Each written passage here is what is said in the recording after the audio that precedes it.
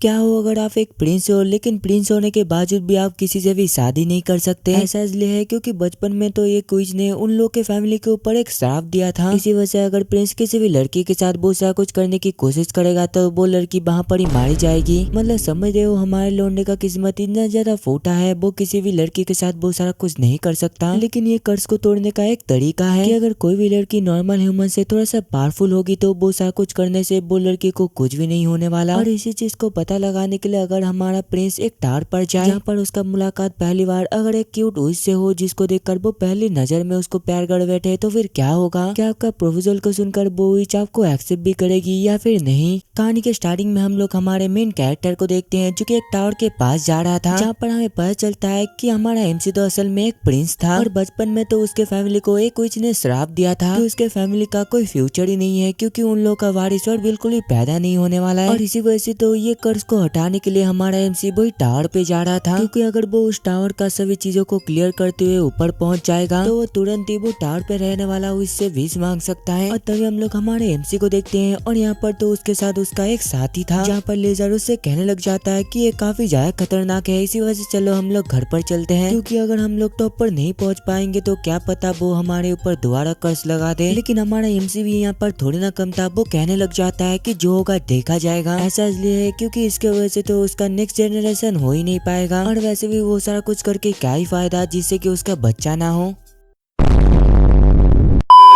और आगे जब भी वो लोग उस टावर पे पहुंच जाते हैं, यहाँ पर तो लेजर बार बार अभी भी उसको घर जाने के लिए कहे जा रहा था। वो ऐसा इसलिए कह रहा था क्योंकि अगर प्रिंस को कुछ हो जाता तो वो कैसल पे जाकर क्या बोलता। इसी वजह से जब भी ऑस्कर उसको नीचे रुकने के लिए कहता है, यहाँ पर तो वो बिल्कुल भी नहीं माना था। और आगे जब भी वो लोग फर्स्ट फ्लोर पर जाते हैं, वहाँ पर तो काफी सारे स्नेक थे, लेकिन यहाँ पर हमारा एमसी भी डरने वालों में से थोड़ी ना था। वो जल्दी से हिम्मत करके एक स्नेक को पकड़ते हुए कहने लगता है कि ये बिल्कुल भी जहरीला नहीं है और उन लोगों का तो पहला मिशन ये स्टोन का गेट को क्रॉस करना था। जहाँ पर हम लोग ये देखते हैं कि वो गेट पे तो अलग लैंग्वेज पे कुछ लिखा हुआ था। वो स्टोन को देखकर ऑस्कर कहने लग जाता है कि ये काफी ज्यादा पुराना है, पहले ही ये कोड को कोई भी सॉल्व नहीं कर सकता था लेकिन अभी सभी कर सकते हैं। जो कहकर ये आगे वो चुटकियों में वो चीज को कर लेता है। इस वजह से तो वो यहाँ पर तुरंत ही सेकंड फ्लोर पे टेलीपोर्ट हो गया था। और तभी हम लोग दूसरी साइड टावर के ऊपर वो विच को देखते हैं, जहाँ पर उसका असिस्टेंट आकर उसको बताने लग जाती है कि काफी सालों बाद कोई चैलेंजर आया है और वो काफी जल्दी जल्दी करके ऊपर की तरफ आ रहा है। कुछ कहता है कि वैसे भी तुमको पता ही होगा अगर वो फेल हो जाएगा तो तुमको क्या करना है। वो कहती है कि मुझे नहीं लगता कि वो कमजोर लोगों में से एक है, क्योंकि नॉर्मल पर्सन फर्स्ट गार्डियन को बिल्कुल भी हरा नहीं पाते हैं। लेकिन दूसरी साइड तो हमारा एमसी ने फर्स्ट गार्डियन को काफी इजीली पार कर लिया था, जहाँ पर वो लोग ऊपर की तरफ जाते हुए बातें करने लगते हैं कि कैसे 70 साल पहले उसके ग्रैंडफा ने ये टावर के टॉप पर गया था। और आगे वो लोग ऐसी बातें करते करते एक गेट के अंदर चले जाते हैं, जहाँ पर हम लोग ये देखते हैं कि यहाँ पर तो लेजर हर टाइम उसको घर चलने के लिए कहे जा रहा था। और तभी हम लोग हमारे एमसी के सामने दो स्टैचू को देखते हैं जो कि अचानक से जिंदा होकर उन लोगों को पर अटैक करने लग जाता है, जो देखकर ऑस्कर को भी ना चाहते हुए वो स्टैचू से फाइट करना पड़ता है। और तभी हम लोग दोबारा वही उसके असिस्टेंट को देखते हैं जो कि कहने लगती है कि उन लोगों ने काफी आराम से स्टैचू रूम को भी क्रॉस कर लिया है। दूसरा हम लोग हमारे एमसी को देखते हैं जो कि काफी आराम से वो दोनों मॉन्स्टरों को हरा दिया था, लेकिन तभी अचानक से नीचे का जमीन टूट जाता है। इस वजह से तो यहाँ पर वो दोनों अलग अलग हो गए थे। जब भी आगे हमारा एमसी लेजर को बचाने के लिए कूदने वाला होता है, तभी अच्छा से लेजर उसको मना कर देता है, जहाँ पर वो कहने लग जाता है कि मैं उस टाइम के लिए काफी ज्यादा इंतजार कर रहा हूँ जब आप किंग बनोगे। और तभी अचानक से लेजर का नीचे वाला जमीन टूट जाता है और वो उसके अंदर ही गिर जाता है। देखकर तो यहाँ पर ऑस्कर को ना चाहते हुए ऊपर की तरफ जाना पड़ा था। दूसरा हम लोग वही विच को देखते हैं जो कि उसका इंतजार कर रही थी, जहाँ पर हमें पता चलता है कि वो विच का नाम तो असल में तिनासा था। उसको देखकर तो यहाँ पर हमारे एमसी को बिल्कुल भी लग ही नहीं रहा था कि वो असल में कोई विच है। जब भी आगे हमारा एमसी उससे ये सवाल पूछता है, वो बताने लगती है कि तुमको ऐसे फालतू का सवाल किसी से भी नहीं पूछना चाहिए, और हाँ मैं तुमको बता दूं तुम्हारा साथी बिल्कुल सही सलामत है। ये कहकर आगे वो हमारे एमसी को चाय ऑफर करती है, जहाँ पर ऑस्कर उससे पूछने लग जाता है कि जल्दी से बताओ क्या तुमने अपना बॉडी पर कोई मैजिक यूज किया है, क्योंकि तुमने अभी अभी ये कहा था कि तुम 100 सालों से भी ज्यादा उम्र के हो, तो आखिरकार तुम अभी भी बूढ़े क्यों नहीं हुए। वो बताती है कि सच में तुम्हारा सवाल कुछ ज्यादा अजीब है, वैसे भी तुमको पता ही होना चाहिए कि लड़कियों से ये साको सवाल बिल्कुल भी पूछा नहीं जाता है। और हाँ मैं तुमको बता दूं कि हम सभी भी कुछ इंसानों से काफी ज्यादा अलग होते हैं। इसी वजह से मेरा बॉडी का एज बढ़ना रुक गई है और वैसे भी काफी सालों बाद कोई हमने दम पर ऊपर की तरफ आया है। इसी वजह से जल्दी से बता आखिरकार तुम्हारा नाम क्या है। उसका ये बात को सुनकर आगे ऑस्कर भी जल्दी से अपना पूरा नाम बताता है। उसका टाइटल को सुनकर तो यहाँ पर वो भी समझ गई थी कि वो असल में रॉयल फैमिली से है। जहाँ पर हमारा एमसी उससे पूछने लग जाता है कि क्या तुम इस जगह पर अकेले रहते हो। वो बताती है कि नहीं, मेरा एक साथी है, मैं उसके साथ ही यहाँ पर रहती हूँ। तभी इतने में उसका असिस्टेंट आकर कहने लग जाती है कि आप जरा टेंशन मत लीजिए, आपका साथी मेरे मैजिक की वजह से सो रहा है। जो सुनकर आगे हमारा एमसी वो इससे पूछने लग जाता है, तो बताओ जो भी ऊपर पे नहीं आ पाते हैं, क्या तुम वो सभी लोगों को यहाँ पर ही दफनाते हो। जिस पर वो कहने लगती है कि आखिरकार तुम ये क्या बकवास कर रहे हो, मैं आखिरकार मरे हुए इंसानों के ऊपर क्यों ही रहना चाहूंगा। असल में जो भी इस जगह पर मारे जाते हैं वो लोग पूरी तरीके से मरते नहीं है। जहाँ पर वो लोग मरने के बाद डायरेक्ट फर्स्ट फ्लोर पे चले जाते हैं और आगे उन लोग का मेमोरी चेंज करने के बाद उन लोग को एक दूसरे जगह पर टेलीपोर्ट कर दिया जाता है। और तभी अचानक से उसका असिस्टेंट बताने लग जाती है कि जो लोग भी अपने फैमिली का इलाज और काफी अच्छे कामों के लिए यहाँ पर आते हैं, तो मास्टर इतना ज्यादा काइंड पर्सन है। उन लोग के फेल होने के बावजूद भी मास्टर सबका मदद कर देते हैं, वो भी फ्री में। ये बात को सुनकर तो यहाँ पर हमारा एमसी भी काफी ज्यादा खुश हो गया था। जहाँ पर वो जल्दी से उसको अपना फैमिली का विच का वो कर्ज के बारे में बताते हुए कहने लगता है कि असल में उसके डैड और उसको एक कर्ज दिया गया था, उन लोग का बेबी बिल्कुल भी पैदा नहीं होगा, क्योंकि उन लोग का खून जिस भी कुक को टच करेगा वो लोग वहाँ पर ही मारे जाएंगे। उसका मुंह से ये बात को सुनकर आगे तानिशा उससे पूछने लगती है कि आखिरकार तुम लोग को ऐसा कर्ज क्यों मिला। वो बताता है कि असल में मुझे भी इसके बारे में पता नहीं है और वैसे भी मैंने कभी भी अपने डैड से इसके बारे में नहीं पूछा, और इसी वजह से मुझे हमेशा से ये लगता है कि शायद ये सब कुछ मेरे मॉम से रिलेटेड होगा। जहाँ पर मेरे मॉम मुझे जन्म देने के कुछ ही देर बाद वहाँ पर ही मारी गई थी और मैंने बड़े होने के बाद काफी ज्यादा कोशिश किया जिससे कि ये कर्ज हट जाए, लेकिन कुछ भी फायदा नहीं हुआ। और इसी वजह से मैं तुम्हारे पास आया हूँ जिससे कि मैं ये कर्ज को हटा सकूं। वो बताती है कि असल में इसका कोई भी गारंटी नहीं है जिससे कि मैं तुम्हारे कर्ज को हटा पाऊँ, और जो इसने तुम लोग की फैमिली के ऊपर कर्ज दिया है उसको ही बस पता है कि आखिरकार ये कर्ज को कैसे बंद किया जा सकता है, इसके अलावा किसी को भी नहीं पता। और मैं अभी देख पा रहा हूँ कि ये असल में कोई कर्ज नहीं है बल्कि एक ब्लेसिंग है। कहकर आगे जब भी तानिशा उसका गाल को टच करती है वहाँ पर तो कुछ दिखने लग गया था, जो दिखाते हुए वो बताने लग जाती है कि ये असल में तुम्हारा कर्ज है, लेकिन अगर मैं सच कहूँ तो ये कोई कर्ज वर्ज नहीं है बल्कि एक ब्लेसिंग है। जैसे विच अपने पार के मन से सबको कर्ज देता है वैसे ही ब्लेसिंग भी दिया जा सकता है, और ये ब्लेसिंग कितना पावरफुल होगा ये विच के ऊपर डिपेंड करता है। और ये ब्लेसिंग में असल में तुम्हारे बच्चे को एक पावरफुल सोर्स प्रोटेक्ट करेगी, और नॉर्मल इंसान ये चीज बिल्कुल भी सह नहीं सकते। और भले ही इसको मैजिक के मदद से कम किया जा सकता है, लेकिन तुम्हारे ऊपर 20 बैरियर लगा हुआ है। इसी वजह से मैं अगर सच कहूँ तो मैं तुम्हारे बैरियर को एक एक करके बिल्कुल भी नहीं तोड़ सकती, लेकिन इसका भी एक सॉल्यूशन है कि अगर तुम कोई ऐसे लड़की को ढूंढ लो जो कि तुम्हारे बच्चे की ये प्रोटेक्टर बैरियर को सह सके, तो हो सकता है कि तुम अपने बच्चे को जन्म दे सको। ये बात को सुनकर तो यहाँ पर हमारा एमसी काफी ज्यादा परेशान हो गया था। वो उससे पूछने लग जाता है कि क्या ऐसे लड़कियां भी एग्जिस्ट करते हैं, अगर वो मेरे से बड़ी हुई या फिर बुढ़ी हुई तो। वो कहती है कि ये चीज तो तुमको हैंडल करना पड़ेगा, इसमें मैं कुछ भी नहीं कर सकती। ये बताकर ही तो यहाँ पर तिनाशा लड़कियों को ढूंढना स्टार्ट कर दिया था, और वो यहाँ पर लड़कियों को ढूंढ ही रहा होता है, लेकिन तभी अचानक से ऑस्कर उससे कहने लग जाता है कि अगर ऐसा बात है तो क्यों ना तुम ही मेरा वाइफ बन जाओ, क्योंकि तुम्हें कोई चॉइस, वैसे तुम काफी इजीली से साइलेंट विच का पार को सह सकते हो। उसका ये सब कुछ बातें को सुनकर तो दूसरा तानिशा काफी ज्यादा शॉक्ड हो गई थी। हमारा एमसी कहता है कि यही असल में मेरा विश है कि तुम ये टावर को छोड़ दो और मेरा वाइफ बन जाओ। उसका ये बात को सुनकर तो यहाँ पर तानिशा खड़ी होकर उसको साफ साफ मना कर दिया था। जब भी आगे हमारा एमसी उससे ये पूछता है कि क्या तुम शादीशुदा हो ना कि तुम्हारा कोई बॉयफ्रेंड है, वो बताती है कि ऐसी बात बिल्कुल भी नहीं है, मेरा इन दोनों में से कुछ भी नहीं है। लेकिन हमारा एमसी तो यहाँ पर मानने के लिए बिल्कुल भी तैयार ही नहीं था। जो देखकर आगे तानिशा उससे कहने लगती है अगर ऐसी बात है तो मैं तुम्हारा मेमोरी को मिटाकर एक अलग ही जगह पर टेलीपोर्ट कर दूंगी। उसका ये बात को सुनकर तो यहाँ पर हमारा एमसी भी उससे फाइट करने के लिए बिल्कुल तैयार हो गया था। लेकिन आगे जब भी तानिशा उसका वो रॉयल शॉट को देखता है वो काफी ज्यादा हैरान होकर उससे पूछने लगती है कि ये शॉट तो असल में मैजिकल पावर को पूरी तरीके से खत्म कर देती है, तो आखिरकार तुम ये लेकर क्यों घूम रहे हो। इसी वजह से आगे तानिशा को ना चाहते हुए भी हार मानना ही पड़ता है। ऑस्कर कहता है कि अगर तुम मेरे साथ शादी नहीं करना चाहते हो तो तुम मेरे घर पर एक साल ही रुक जाओ। उसका ये बात को सुनकर तो यहाँ पर तानिशा भी उसके घर पे एक साल रहने के लिए बिल्कुल तैयार हो गई थी। और आगे जाते हुए ऑस्कर उससे कहने लगता है कि अगर जाते हुए तुम्हारा मन बदल जाए तो तुम कैसल को अपना घर बना सकते हो। असल में यहाँ पर तो हमारा एमसी उसको खुलेआम शादी का ऑफर दे रहा था, लेकिन यहाँ पर हमारा लौंडिया भी कहाँ मानने वाली थी, वो तो दोबारा उसको साफ साफ मना कर दिया था। फिर अगले दिन का सीन दिखाया जाता है जहाँ पर तिनाशा जल्दी से उसके ऊपर अपना मैजिक इस्तेमाल करते हुए कहने लगती है कि अब से तुम्हारे ऊपर कोई भी मैजिक का असर नहीं होगा, और जब तक मैं मर नहीं जाता तब तक कोई भी ये मैजिक को हटा भी नहीं सकता है। और ऑस्कर कहता है कि ये सब कुछ छोड़ो, चलो हम लोग शादी कर लेते हैं। फिर अगली सीन में टिनासा लेजर से पूछती है कि सक्सेसर ढूंढना क्या इतना ज्यादा मुश्किल है। लेजर बताता है कि करीब 15 साल पहले काफी सारे बच्चे ये किंगडम से गायब हो चुके थे। उस टाइम पे ऑस्कर के सभी कजन भी एक साथ गायब हो गए थे और इसी वजह से पूरे रॉयल फैमिली में वही असल में सबसे ज्यादा यंग है। और तभी हम लोग कुछ जहाँ पर एक लड़की को देखते हैं जो कि कैंडल को जलाने की कोशिश कर रही थी, लेकिन इस चक्कर में तो गलती से उसके ऊपर एक चीज गिरने वाली थी। लेकिन तभी अचानक से ठीक टाइम पे टीना साहब ने मैजिक के मदद से उसको बचा लेती है। उसको ये सब कुछ करते हुए देखकर तो वहाँ पर वो दोनों काफी ज्यादा शॉक्ड हो गए थे, क्योंकि उसने तो मैजिक को पढ़े बिना ही स्पेल को कास्ट कर दिया था। और आगे जब भी तनीषा नीचे की तरफ देखती है, वहाँ पर तो जनरल अपना एक साथी से फाइट कर रहा था और यहाँ पर तो जनरल कुछ ज्यादा पावरफुल था, इसी वजह से वो काफी इजीली से अपना वो टीममेट को हरा देता है। उसको इतना पावरफुल देखकर तो यहाँ पर तनीषा भी उसके साथ फाइट करना चाहती थी, इसी वजह से वो जल्दी से उसके साथ फाइट करने के लिए नीचे चली जाती है। और थोड़ी देर फाइट करने के बाद तो यहाँ पर जनरल को भी समझ आ गया था कि वो काफी ज्यादा पावरफुल है, इसी वजह से वो उससे कहने लग जाता है कि क्यों ना तुम मैजिक को छोड़कर हमें ज्वाइन कर लो, क्योंकि तुम इस चीज के लिए बिल्कुल परफेक्ट हो। लेकिन यहाँ पर तो तनीषा के पास ये सा कुछ काम के लिए थोड़ी ना वक्त थी, वो साफ साफ उसको मना कर देती है। और तभी इतने में तनीषा का उस जगह पर असिस्टेंट आकर उससे कहने लगती है कि लगता है आप यहाँ पर आने के बाद काफी ज्यादा एंजॉय कर रहे हो, इसी वजह से मुझे लगता है कि आपको सही में एक अच्छा लड़का मिल गया है। वो कहती है कि हाँ ये जगह उतना बुरा तो नहीं है। और आगे लिटोला उसको जल्दी से एक चीज बताती है जो कि हम लोग को बिल्कुल भी बताया नहीं चाहता। फिर अगली सीन में हम लोग ये देखते हैं कि यहाँ पर तो तानिशा एक जगह पर जाने के लिए बिल्कुल तैयार हो गई थी। आगे जब भी तानिशा ऑस्कर को ये बात बताता है, यहाँ पर तो ऑस्कर उसको जाने देने के लिए साफ साफ मना कर दिया था। ऐसा इसलिए क्योंकि यहाँ पर तो वो एक मैजिकल लेक के पास जा रहा था और वहाँ पर जाना तो काफी ज्यादा डेंजरस है, क्योंकि वहाँ पर डेमन विश को कैट करके रखा गया था। और यहाँ पर तनीषा उस जगह पर इसलिए जाना चाहती थी क्योंकि वहाँ पर तो कोई मैजिकल पावर का इस्तेमाल कर रहा है वो मॉन्स्टर को दोबारा जिंदा करने के लिए। इसी वजह से तो तानिशा वहाँ पर जाना चाहती थी कि आखिरकार ये सा कुछ कौन कर रहा है, और वो जगह तो काफी ज्यादा खतरनाक था। इसी वजह से तो यहाँ पर हमारा एमसी उसके साथ जाना चाहता था, जिस पर तानिशा कहने लग जाती है कि अगर तुम दोनों मेरे साथ चलोगे तो मैं तुम दोनों को बिल्कुल भी प्रोटेक्ट नहीं कर पाऊंगी, क्योंकि मेरा काम बस तुमको प्रोटेक्ट करना है, इसी वजह से मैं दूसरे को प्रोटेक्ट नहीं कर सकती। और अगर ऐसा हुआ तो मेरे लिए प्रॉब्लम और भी ज्यादा बढ़ सकती है। ऑस्कर कहता है कि अगर ऐसा बात है तो मैं सोल्जर को भी लेकर जाऊंगा। शुरुआत में तो यहाँ पर तानिशा उसको बिल्कुल ही ले जाना नहीं चाहती थी, लेकिन बार बार यहाँ पर हमारे एमसी के कहने पर उसको भी ये मानना ही पड़ता है। और तभी हम लोग दो अननोन पर्सन को देखते हैं, जहाँ पर एक लड़की अपने साथी से पूछने लगती है कि आखिरकार तुम मुझे यहाँ पर क्या देख रहे हो। वो बताता है कि मुझे असल में यहाँ पर कुछ भी नहीं दिख रहा है, लेकिन मुझे पक्का यकीन है कि तानिशा यहाँ पर जरूर आएगा। फिर अगली सीन में हम लोग ये देखते हैं कि यहाँ पर तो सभी लोग जाने के लिए बिल्कुल तैयार हो गए थे, जहाँ पर सभी लोग जल्दी से अपना टेलीपोर्ट का इस्तेमाल कर वहाँ से गायब हो जाते हैं। ये देखकर तो यहाँ पर तानिशा को अपना पुराना एक मेमोरी याद आ गया था, जहाँ पर वो कहने लग जाती है कि मुझे ऐसा लग रहा है कि सभी धूल बनकर उड़ गया हो, और उस टाइम पे जो भी मेरे साथ था वहाँ पर कोई भी नहीं बचा, मैं ही अकेला बच गई। और अगले सीन में हम लोग ये देखते हैं कि वो लोग तो टेलीपोर्ट के मदद से उस जगह पर पहुंच गए थे। और तभी हमें वो विश के बारे में बताया जाता है कि 70 साल पहले जब दोनों किंगडम के बीच फाइट हो रहा था, तब उस टाइम पे एक किंगडम में उस जगह पर वो खतरनाक बीस्ट को समन किया था, लेकिन वो बीस्ट को तो यहाँ पर कोई भी पूरी तरीके से कंट्रोल नहीं कर सकता था, और इसी वजह से वो मॉन्स्टर आउट ऑफ कंट्रोल होकर दोनों किंगडम के ऊपर अटैक करना शुरू कर दिया। लेकिन लास्ट में उस जगह पर कोई चाकर वो बीस्ट को सेल कर दिया, और वो और कोई नहीं बल्कि हमारा तानिशा था। लेकिन इस चक्कर में तो यहाँ पर उसका पॉइजन पूरे जगह पर फैल गया था, जिस वजह से वो जगह पूरा बंजर बन गया। तभी हम लोग दूसरे सभी लोगों को देखते हैं जो कि आगे की तरफ बढ़ रहे थे, लेकिन तभी अचानक से तानिशा रुक कर कहने लग जाती है कि मुझे दिखाई दे रहा है, जल्दी से बाहर निकलो। तभी इतने में उस जगह पर एक बुढ़ा आकर कहने लगता है कि मैं तुमको दोबारा देख पा रहा हूँ, ये मुझे सच में विश्वास ही नहीं हो रहा है। तानिशा जल्दी से बताओ आखिरकार तुम कैसे हो। उसके बारे में सुनकर तो वहाँ पर सभी काफी ज्यादा हैरान हो गए थे, क्योंकि यहाँ पर उन लोगों को भी पता नहीं था कि तानिशा असल में कोई इंसान नहीं बल्कि एक क्विच है। और तभी अचानक से तानिशा वो बुड्ढे से पूछने लग जाती है कि क्या इतना कुछ झेलने के बावजूद भी तुमने अपने मास्टर की तरह बनने का डिसाइड किया। वो कहता है कि क्या वही मास्टर जिसका कि तुमने गला काट दिया था। वो कहती है कि हाँ वही मास्टर, मैं भी आज तुम्हारा वही हाल करूंगी। उसका ये बात को सुनकर तो यहाँ पर वो बुढ़ा काफी ज्यादा परेशान हो गया था। वो ये कहकर वहाँ से जाने लगता है कि मैं तुमको बिल्कुल भी संभाल नहीं सकता हूँ, इसी वजह से मैं चुपचाप यहाँ से निकल रहा हूँ। लेकिन मैं तुम लोग को एक वार्निंग देना चाहता हूँ कि तुम लोग जल्दी से यहाँ से भाग जाओ, क्योंकि अगर तुम लोग यहाँ से नहीं भागोगे तो तुम में से कोई भी जिंदा नहीं बचेगा। ये बताकर आगे वो जल्दी से हमने मैजिक के मदद से उन लोग के ऊपर अटैक कर देता है। ये देखकर तो यहाँ पर ऑस्कर काफी इजीली से वो सभी एरो को ब्लॉक कर दिया था, लेकिन दूसरी साइड तो कुछ सोल्जरों को वो एरो लग गया था, जिस वजह से वो लोग घायल हो जाते हैं। ये देखकर आगे जब भी तानिशा जाकर वो बुड्ढे का गला काटने की कोशिश करती है, वो तो असल में एक इल्यूजन था। जब भी आगे ऑस्कर उससे पूछने लग जाता है कि तुम ठीक तो हो ना। वो बताती है कि मैं ठीक हूँ, लेकिन वो बचकर भाग गया। ये कहकर ही आगे वो सबसे माफी मांगते हुए कहने लगते हैं कि प्लीज मुझे माफ कर देना, मैंने तुम लोग को बताया नहीं कि मैं असल में कोई हूँ। और यहाँ पर आने के बाद तो यहाँ पर तानिशा को भी पता चल गया था कि वो सभी लोग तो असल में उससे बदला लेना चाहते हैं, क्योंकि यहाँ पर तो 70 साल पहले उसने वो विस्ट को सेल कर दिया था। इसी वजह से आगे जब भी तानिशा वो विस्ट को खत्म करने के लिए जा रही थी, तभी अचानक से हमारा एमसी उसका हाथ को पकड़ते हुए कहने लगता है कि मैं भी तुम्हारे साथ ही चलूंगा। ऐसा वो इसलिए कर रहा था क्योंकि इसमें तो काफी ज्यादा खतरा है और इस चक्कर में तो यहाँ पर तानिशा भी मारी जा सकती थी। इसी वजह से आगे तानिशा उसको समझाते हुए कहने लगती है कि वैसे हमारा कॉन्ट्रैक्ट तो बस 1 ही साल के लिए है, लेकिन तुम ज्यादा टेंशन मत करो, जब तक तुम नहीं मर जाते मैं भी बिल्कुल भी नहीं मरने वाली। और इसी वजह से जब तक मैं यहाँ पर हूँ तब तक तुम अपना प्रॉब्लम को सॉल्व करवा लो। और वैसे भी हम दोनों एक दूसरे से जुड़े हुए हैं, जब तक मैं तुम्हारी प्रोटेक्टर हूँ तब तक मैं हमेशा तुम्हारे पास लौट आऊंगी। और इसी वजह से मैं ये चाहता हूँ कि तुम ज्यादा टेंशन मत करो। उसका ये बात को सुनकर तो यहाँ पर ऑस्कर भी उसको जाने दिया था। जहाँ पर उसको जाते हुए देखकर ऑस्कर उससे कहने लगता है कि चलो ठीक है, जब तुम यहाँ पर आओगे हम दोनों शादी कर लेंगे। जिस पर हमारा लौंडिया उससे कहने लगती है कि सपने से बाहर आ जाओ, कुछ भी हो जाए ऐसा बिल्कुल भी नहीं होने वाला। ये कहकर आगे वो जल्दी से वहाँ से चली जाती है। और तभी हम लोग दूसरे काफी सारे मैजिशियन को देखते हैं जो कि वो विश को आजाद करने की कोशिश कर रहे थे, लेकिन तभी इतने में उस जगह पर तानिशा आकर एक एक करके सबको मार देती है। और लास्ट में तो यहाँ पर एक ही बचा हुआ था। वो कहती है कि तुम इसको रिलीज करना चाहते थे, मैंने सही कहा ना, चलो मैं कर देती हूँ। ये कहकर वो जल्दी से वो विश को आजाद कर देती है। और आजाद होने के तुरंत ही बाद तो यहाँ पर वो विश ने सीधा तानिशा के ऊपर अटैक कर दिया था, लेकिन यहाँ पर तानिशा भी थोड़ी ना कम थी। यहाँ पर तो वो उसके अटैक से बचकर उल्टा उसके ऊपर ही अटैक कर दिया था। लेकिन यहाँ पर तो घायल होने के बावजूद भी वो विश बार बार अपने आप को हील करे जा रहा था, जो देखकर तानिशा जल्दी से सबसे पहले हमने मैजिक के मदद से उसको पकड़ लेता है। जिसके बाद आगे वो हमने खतरनाक स्पेल के मदद से उसके ऊपर अटैक करने की कोशिश करती है, लेकिन दूसरी साइड तो वो विश कुछ ज्यादा ही पावरफुल था। यहाँ पर तो उसने अपने पावर के मदद से आजाद होकर उसके ऊपर ही अटैक कर दिया था। जहाँ पर हम लोग ये देखते हैं कि उसके अटैक की वजह से तो यहाँ पर तानिशा भी काफी ज्यादा घायल हो गई थी, लेकिन इसके बावजूद भी आगे वो जैसे तैसे करके उसको हराई देती है। और तभी हम लोग दूसरे हमारे एमसी को देखते हैं जो कि काफी देर से तानिशा का इंतजार कर रहा था। और तभी इन्हें में उस जगह पर वो ड्रैगन आ जाता है। और यहाँ पर तो तानिशा काफी बुरे हालत में थी, इसी वजह से ऑस्कर जल्दी से सभी जादूगरों को बुलाता है इसको हील करने के लिए। और तभी हम लोग अगली सीन में ये देखते हैं कि यहाँ पर तो ऑस्कर उसका इंतजार कर रहा था और वहाँ पर तो वो ड्रैगन खड़ाटे मारते हुए आराम से सो रहा था। जहाँ पर हम लोग ये देखते हैं कि यहाँ पर वो ड्रैगन के पास तो एक छोटा सा स्टोन भी था। और तभी इनमें में उस जगह पर एक लड़की आकर उसको बताने लगती है कि असल में तानिशा बिल्कुल सही सलामत है। जब वो विश ने उसके ऊपर अटैक किया था उसने तुरंत ही अपने आप को हील कर लिया था। ऑस्कर पूछता है तो फिर क्या मैं उसके पास जाकर उसको देख सकता हूँ? वो बताती है कि हाँ आप जा सकते हैं, लेकिन मुझे लगता है जब तक वो अपना मैजिक पावर को रिकवर नहीं कर लेती तब तक वो बाहर नहीं निकलने वाली। आगे जब भी हमारा लौंडा बिना नॉक किए अंदर पर जाता है, वहाँ पर तो तानिशा बिल्कुल बिना कपड़ों में था। उसको यहाँ पर देखकर तो यहाँ पर तानिशा भी काफी ज्यादा शर्मा गई थी, जिस वजह से आगे वो उसके ऊपर पिलो फेंक कर मारती है। और आगे कुछ टाइम बाद जब भी दोबारा ऑस्कर अंदर पर आता है, तानिशा बताने लगती है कि असल में मेरा इंटरनल ऑर्गन काफी ज्यादा डैमेज हो चुके थे, इसी वजह से मैंने अपना बॉडी का ग्रोथ बढ़ाकर जल्दी से अपने आप को हील कर लिया, लेकिन इस चक्कर में यहाँ पर मेरा बाल काफी ज्यादा बड़ा हो गया। और चिंता मत करो, सभी लोग बिल्कुल सही सलामत है, मैंने वो विस्ट को काफी इजीली से हरा दिया। उसका ये बात को सुनकर तो यहाँ पर ऑस्कर झुककर उसको थैंक यू कह रहा था, क्योंकि यहाँ पर तो तानिशा अकेले ही वो विस्ट को हरा कर सभी लोगों का जान बचाया था, क्योंकि अगर वो ऐसा नहीं करती तो किंगडम के ऊपर वो विस्ट हमला भी कर सकता था। वो कहती है कि मैं इतना तो कर ही सकती हूँ क्योंकि मैं कोई हूँ। और तभी हम लोग दूसरी वही अन्य लड़की को देखते हैं जो कि वही बीस्ट के जहाँ पर जाकर एक स्टोन को उठाकर जल्दी से वहाँ से चली जाती है। फिर अगली सीन में हम लोग ये देखते हैं कि यहाँ पर तो तानिशा अपना बाल को कट कर रही थी और तभी इतने में उस जगह पर सिल्विया आकर उसको ये चीज में हेल्प करती है। उसको ऐसा करता हुआ देखकर तानिशा उससे पूछने लगती है कि क्या तुमको इससे डर नहीं लगता? वो बताती है कि शुरुआत में मुझे इससे काफी ज्यादा डर लगता था क्योंकि वो लोग काफी ज्यादा पावरफुल होते हैं, लेकिन आज से मिलने के बाद मेरा सोच पूरा ही बदल गई क्योंकि आप काफी ज्यादा अच्छे हैं। तो बताओ आप क्या किसी से डरती हो या फिर कुछ ऐसी है जो कि आप बिल्कुल भी कर नहीं सकती? वो बताती है कि पास में ऐसी काफी सारी चीज थी जो कि मैं बिल्कुल भी हैंडल कर नहीं पाती थी, लेकिन इतने लंबे टाइम तक जीने के बाद ऐसा कुछ भी नहीं बचा। लेकिन हाँ, कोई मुझे बेड पर जबरदस्ती सुलाए ये मुझे बिल्कुल भी पसंद नहीं है। उसका ये बात को सुनकर तो यहाँ पर सिल्विया को समझ ही नहीं आ रही थी कि आखिरकार वो कहना क्या चाहता है। और वैसे भी आप लोग कमेंट पर जरूर बताना कि आखिरकार यहाँ पर तानिशा कहना क्या चाहती थी। फिर अगली सीन में हम लोग ये देखते हैं कि यहाँ पर ऑस्कर तो तानिशा को लेकर अपने डैड के पास गया था जो कि यहाँ के किंग हैं। ऑस्कर कहता है कि मैंने आपको जिसके बारे में बताया था ये असल में बुई विच है और मैं असल में इसके साथ ही शादी करना चाहता हूँ। वो कहती है कि मैं ऐसा बिल्कुल भी नहीं करने वाली, मैं तो यहाँ पर बस कर्ज को हटाने के लिए आई हूँ। और आगे किंग के पूछने पर वो बताने लग जाती है कि इसका कर्ज हटाना सच में काफी ज्यादा मुश्किल है, लेकिन मैं कुछ न कुछ रास्ता तो निकाल ही लूंगी। जिस पर ऑस्कर अचानक से टूकते हुए कहने लगता है कि चिंता मत करो, अगर तुम ये नहीं कर सकते तो इसके बदले में तुम मुझसे शादी भी कर सकते हो। तानिशा कहते हैं कि जैसे तुम सोच रहे हो ऐसा बिल्कुल भी नहीं होने वाला। और तभी हम लोग